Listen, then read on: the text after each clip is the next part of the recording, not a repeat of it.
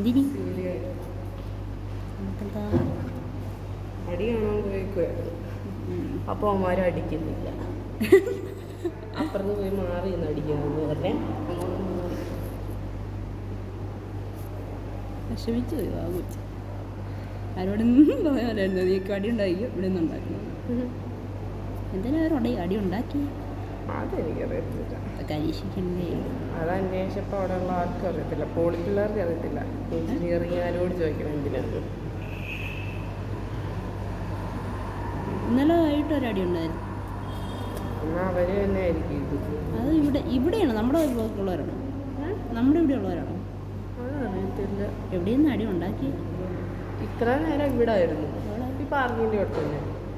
എന്നിട്ട് ഒരുത്തം വന്നിട്ട് പറഞ്ഞു ഇവിടെ നിങ്ങൾ സസ്പെൻഷനാവും, ഇറങ്ങിപ്പോവാണ്.